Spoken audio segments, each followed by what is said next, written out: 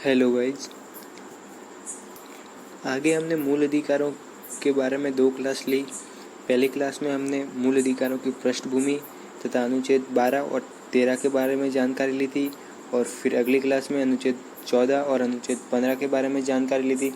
साथियों, आज हमारा अगला अनुच्छेद 16 है, जिसके तहत हम 14 और 15, 16, 17, 18 ये अनुच्छेद समानता के अधिकार के तहत आते हैं। तो हमारे 16 अनुच्छेद में ये है कि लोक नियोजन के विषय में अवसर की समानता, यानी इसका अर्थ ये होगा कि राज्य के अधीन किसी पद पर नियोजन या नियुक्ति से संबंधित विषयों में सभी नागरिकों को समान अवसर प्रदान किया जाएगा और न ही किसी के साथ भेदभाव किया जाएगा। जो अनुच्छेद 15 के तहत दिया हुआ है, केवल धर्म, जाति, स्थान के आधार पर कोई भेदभाव नहीं होगा। साथियों, इसका 2 अपवाद भी है। एक तो आरक्षण हमारे जो हमें SC, ST, अन्य पिछड़ा वर्ग जो भी आरक्षण की व्यवस्था है, जिनका राज्य में उनका समान प्रतिनिधित्व नहीं है, उनके लिए ये व्यवस्था की गई है। साथियों, इसका सेकंड है कि विधि के तहत धार्मिक आधार पर भी ये व्यवस्था हो सकती है। साथियों, 1979 में मोरारजी देसाई की सरकार में द्वितीय पिछड़ा वर्ग आयोग का गठन किया गया, जिसके अध्यक्ष BP मंडल थे, जिसका उद्देश्य था कि अनुच्छेद 340 के तहत पिछड़े वर्गों की शैक्षणिक एवं सामाजिक स्तर की जांच करते हुए और उनकी उन्नति के लिए सुझाव देना।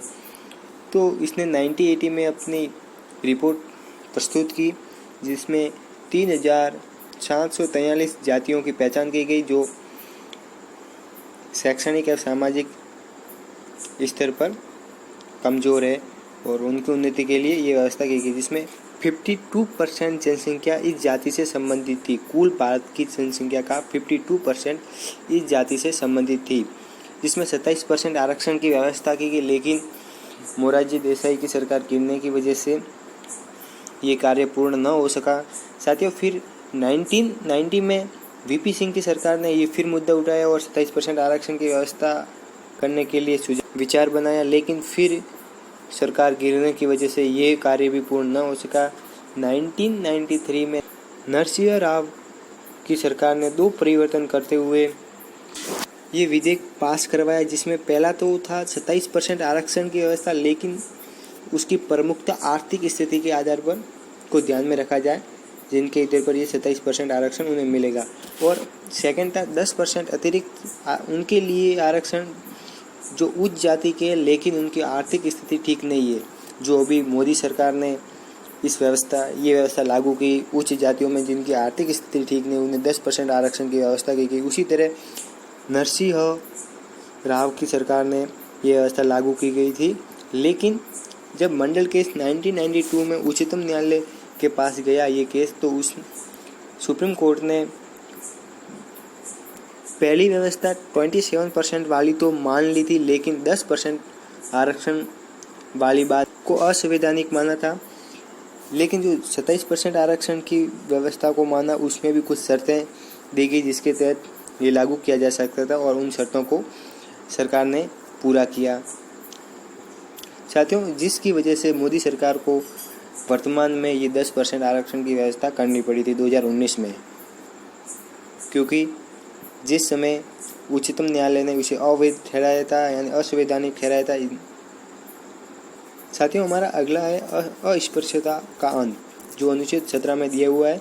इसका अर्थ है कुछ वर्गों के लोगों को उनके जन्म एवं कुछ जातियों को आधार पर भेदभाव किया जाता है, जिन्हें सामाजिक बहिष्कार करना, ऐसी कुछ, जैसे हमारे भारत में SC, ST के लोगों के साथ ये भेदभाव किया जा रहा है अभी वर्तमान में भी, और ये गाँवों में समस्या बहुत अत्यधिक है।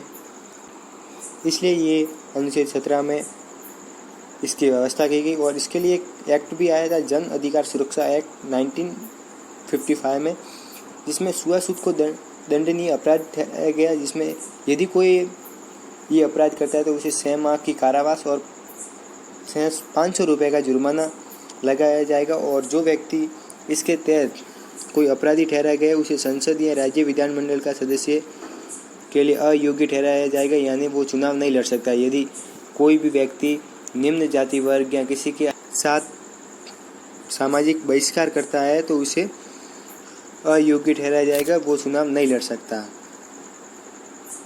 साथियों, हमारा अगला अनुच्छेद है 18, जिसमें उपाधियों का अंत है, यानी भारत का नागरिक कोई विदेशी राज्य से कोई उपाधि ग्रहण या प्राप्त नहीं कर सकता। कोई भी व्यक्ति विदेशी राज्य से उपाधि ग्रहण नहीं कर सकता।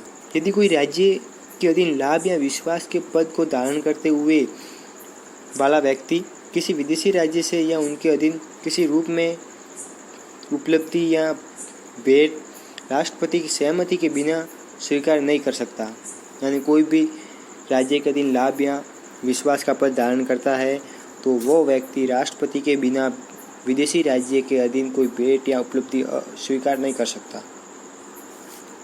1996 में सुप्रीम कोर्ट ने जिन उपलब्धियों को संवैधानिक वैधता को उचित ठहराया था वो थे पद्म विभूषण, पद्मश्री, पद्म भूषण।